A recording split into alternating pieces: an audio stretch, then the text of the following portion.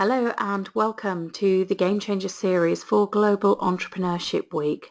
I'm very pleased today to be interviewing Peter Cook, who has been a friend and business collaborator for a few years now and has some really interesting insights to share with businesses. So Peter, to introduce you, you're known for running what you call the Academy of Rock. But tell us a little bit about your background because you had quite an unusual journey into Yeah, what you do now. yes, indeed. People think, because I run the Academy of Rock, that I was a busker one day and a milkman the next, and I had thousands of jobs. In fact, the story is actually rather less interesting. Well, it's not any less interesting, but it's not sort of a job every week. I had 3 cycles and 18 years in working in pharmaceuticals and scaling up new products such as human insulin and the first HIV/AIDS drug. So when I had a proper job, as it were, I sort of worked in pharmaceuticals, bringing new products safely to market. I then, in parallel with that, had 18 years teaching MBAs, which is where I learned all the jargon of business. And I got, because I was a musician as well, I got a little bit sort of tired of the jargon, so I have solved that by sort of mixing up MBA thinking with parallel ideas from music. So I've written 7 or so books during the time of running a business for 22 years, and I say that I'm 18 till I die as a musician. And I've been a bit lucky through the years. As an old English millennial, I've sort of I'm sort of getting on a bit in age, but nonetheless quite connected to computers and modern technology. And I managed to win a prize for my work from Richard Branson, which now means that I write for Virgin and do events for them and so on and so forth. So that's pretty much it. Science, business and music are my 3 things, and I've cheekily synthesized those into a career that pays the bills, as it were. So that's the Academy of Rock. Okay.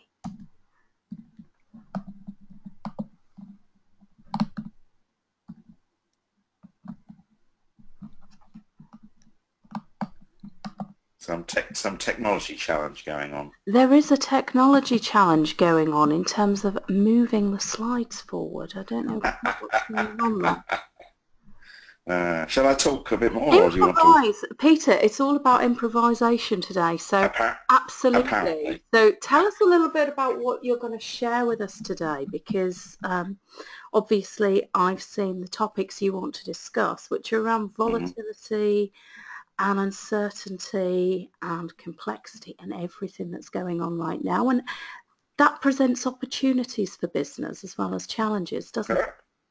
It does. Yes, but see, us now moved, and I would say that before we get started on the topic, this is going to be a short preview, a cheeky one, because I would say that if people are actually at all interested in what I have to say here, they'll find much more detail in some of the books that I've written, and there's a few up on the screen now: Leading Innovation, Creativity and Enterprise with Bloomsbury, and then a couple of other books that are more focused on mixing business and music. The Bloomsbury one is a very solid piece of work.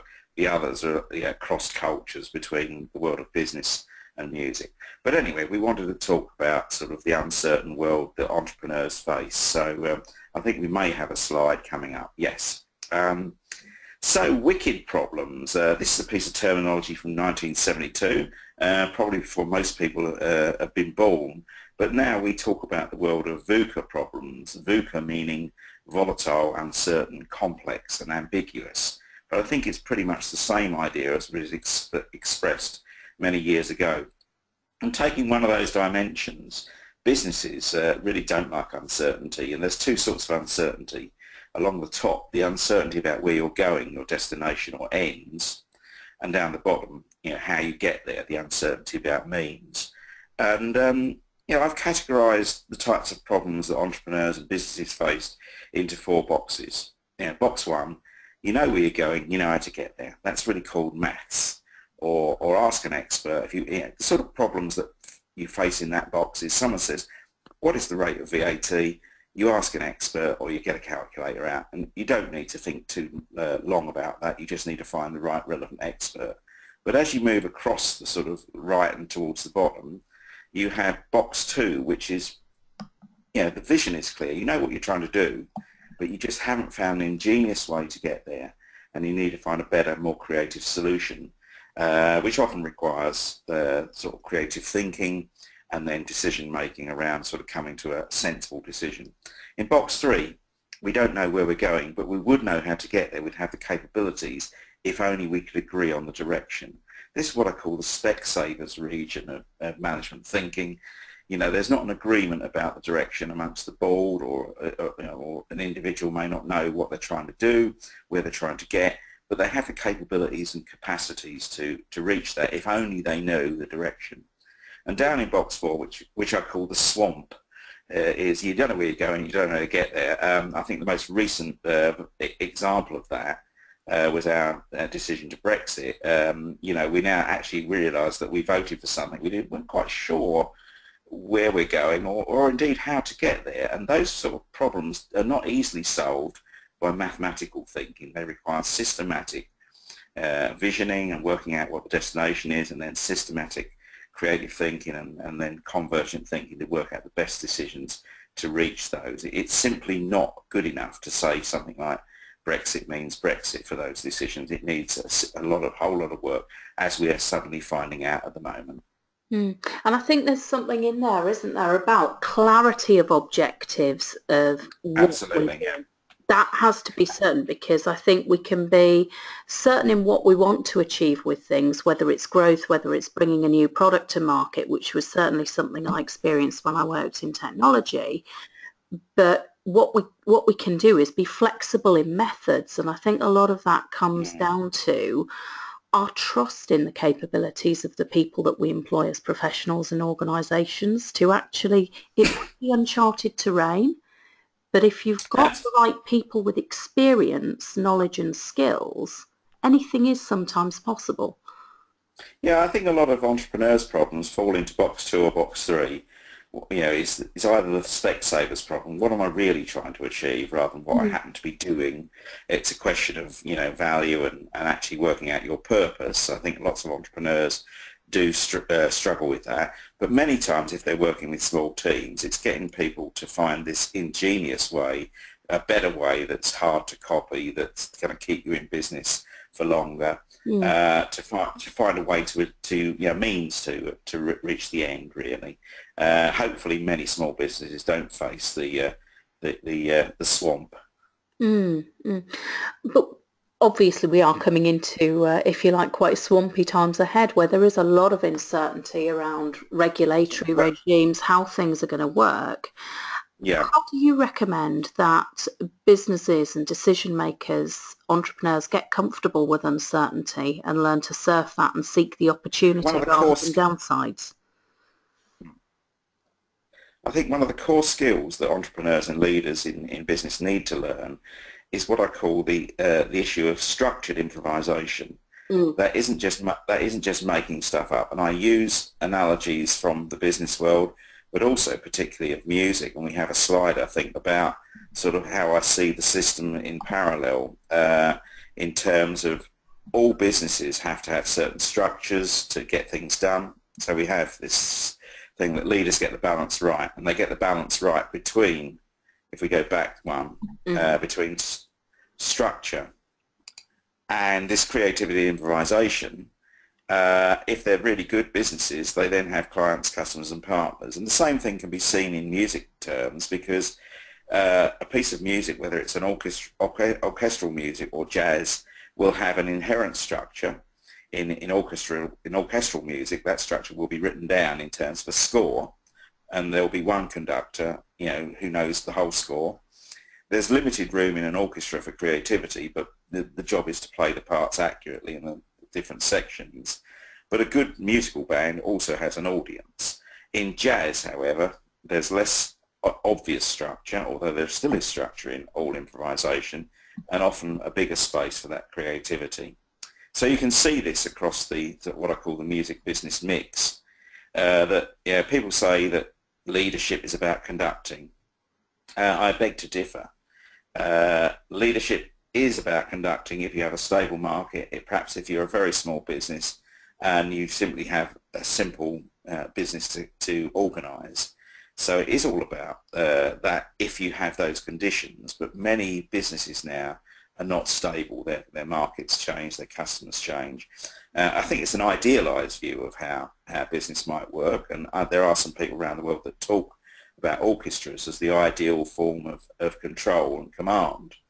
I don't know many organisations these days that are particularly entrepreneurial ones that are working with someone who, at the top, who knows everything, because there's so much information that often it's the people on the ground floor that know all the stuff, and the leader has to, operate in some different ways. So it moves from, and the freeform jazz, although it seems attractive that everyone is creating and improvising and just doing their own thing, without some structure, that's tremendously wasteful for a small business. I mean, the analogue I use of freeform jazz is two guys in a university spin out in Cambridge having a great time, endlessly diverging, but actually not much product or anything useful coming out of that divergence. That's freeform R&D. So I sort of I advocate some mix, and I use the analogy of rock music or blues, or where there is an inherent structure. Often it's simpler, it may be written in simpler timing, 4/4. There is room for individuals to solo. In other words, everyone's a leader. The group, however, matters, and leadership is indeed distributed. And I think in the modern world, most entrepreneurs realise and need to pass the leadership around to experts to do their particular things whilst drawing things together so that the product gets to market. So that's my sort of, in a nutshell, analogy of music and business. Much, much more in sex, leadership and rock and roll and the music of business if people are hooked by this. And I think there's also something there that actually it becomes about the end product rather than who is leading. Yes, I think that, I've worked with some jazz people who can, freeform jazzers who are so internally focused that they do forget there's an audience. So if you take that into the business world, endless divergence at the front end of innovation doesn't always produce an output.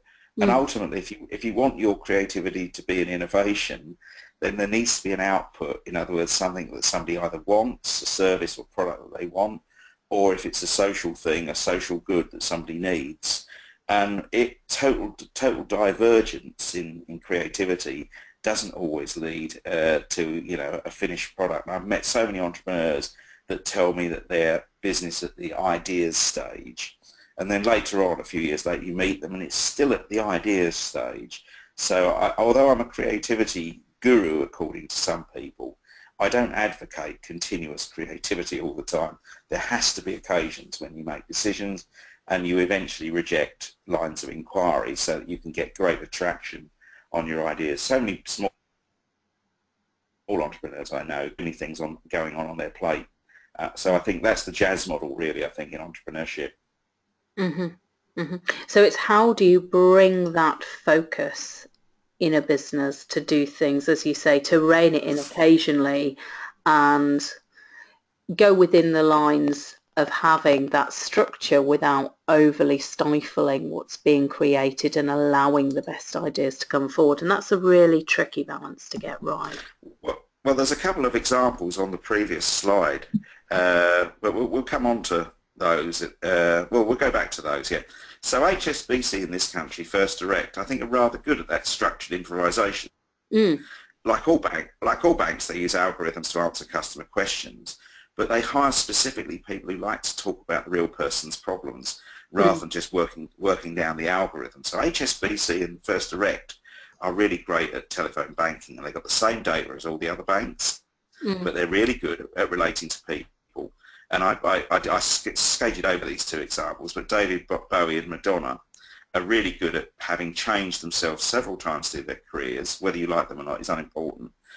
Kept the audience they have and gained new ones. And after all, that is the goal of business, to keep the audience you already have, your customers, if you change your business model, and get new ones if you want to grow. So I use those examples as sort of little sort of touch points. But we can come on to Virgin because we ought to perhaps talk about how Richard Branson manages to get this balance right as well. So I think there's a slide somewhere in the deck, yeah.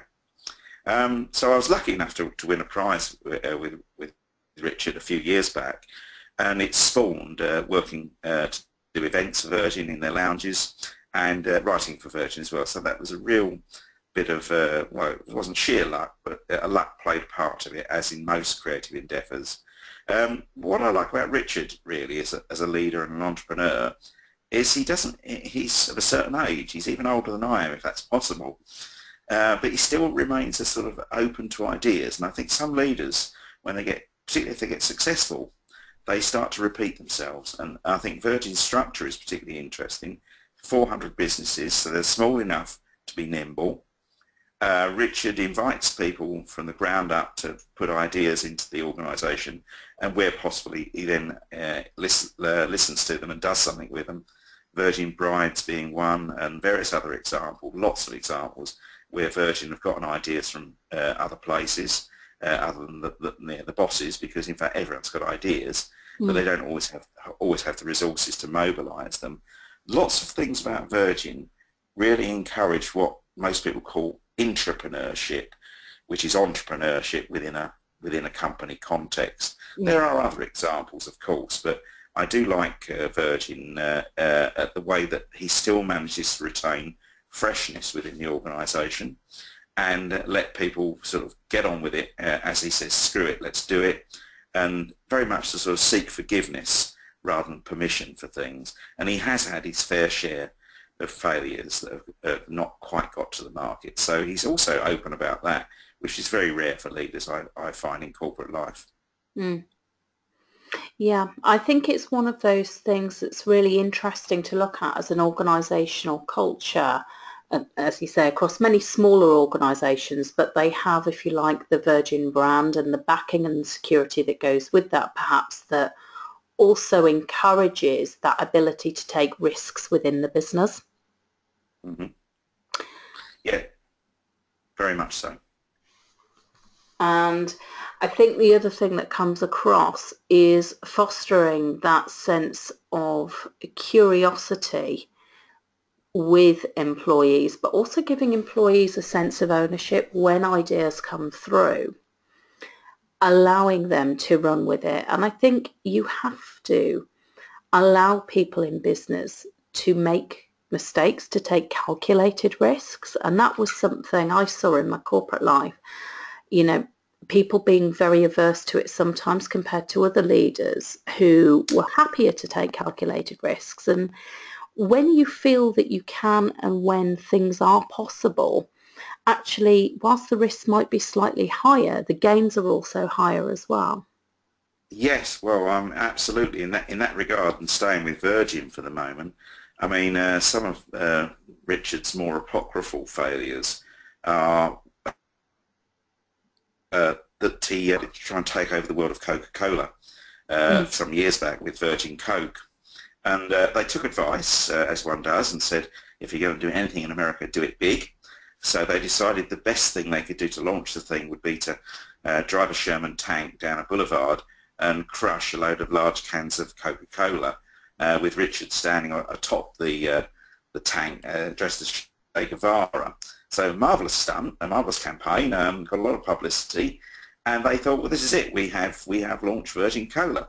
I believe that Coca-Cola just phoned up Walmart and all their suppliers and more or less said something like this: look, we've made too much Coke this month. We have no place to store it. Can we put it on your shelves? So they just filled the entire shelving of the United States with Coca-Cola, and thus Virgin Coke had no place to go to get their product on the shelves. So a month later, of course, everyone has forgotten about the stunt, and Richard's actually open enough to say, well, that was one of our better failures, because we really missed Coke's procurement skill or power to actually control the entire chain of the value chain there. So that was one of the more apocryphal failures.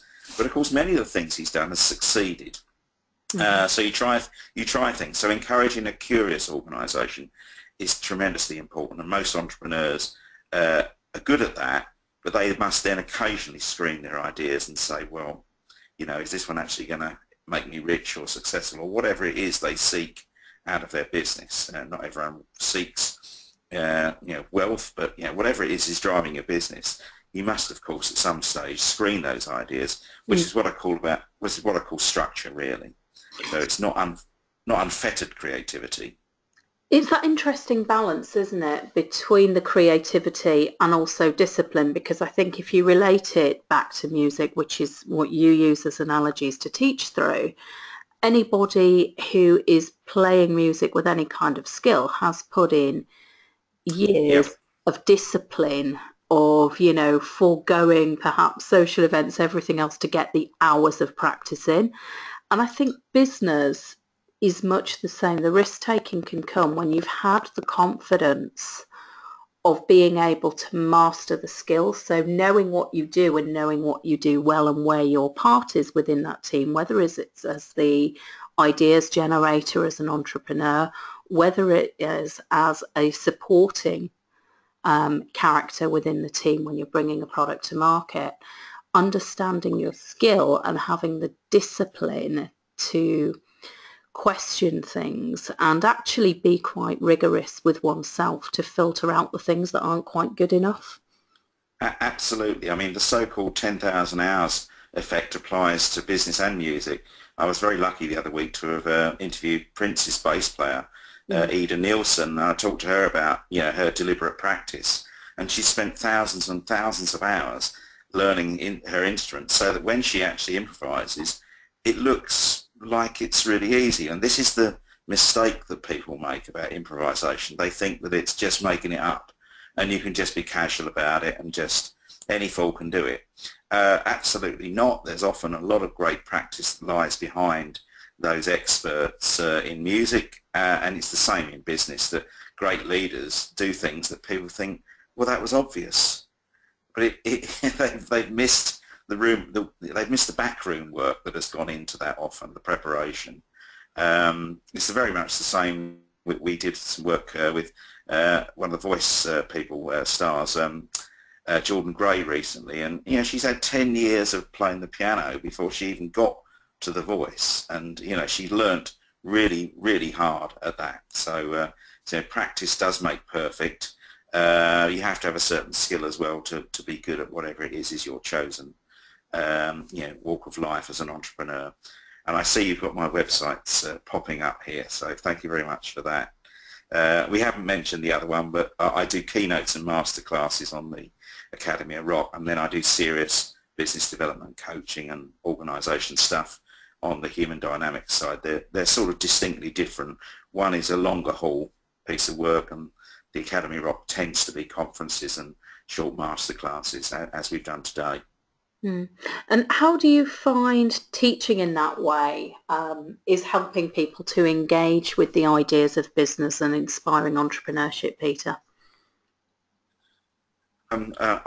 It's an absolute cheap trick, if I could be honest, because people love music more than they love management. The pity of management is if you ask a marketing executive what Peter Drucker said about marketing, they often haven't read his work, whereas you ask them what the lyrics of Bohemian Rhapsody are, and they do know them. So I think it's just a shame that music is more potent than business, but therefore all I have really done is somehow cleverly combine those two things, because art and business, art and mathematics are separated at 5 years old. We're either told we're artistic or we're scientific or something else. And we somehow go down those pathways in our careers, thinking that if you're scientific, you can't be artistic. And of course, the truth is certainly not the truth. And you meet some of the greatest musicians, they're often mathematically able, scientifically able. So it is also true that business people have a love for the arts, if only you can tap into it. And that's what I cheekily do. Mm. And I think it makes business a lot more fun and to open up that side of thinking for Yeah. people so that they can engage with things and to make the teaching around business more accessible. Stories help. Stories help people get it. And there's a huge emotional resonance with music, which draws people in. Yeah, music is the emotional life is our emotional life. Most businesses have emotions. They sometimes try and suppress them. But in fact, if you do that, you have a very poor business. Great businesses also have emotions, and, they have letdowns, which is why I like Richard Branson says, well, we failed there. We don't cover that up. We just say we learned from it and we move on. So I Mm. think businesses should have an emotional life, and music is the language of business, therefore, and emotions.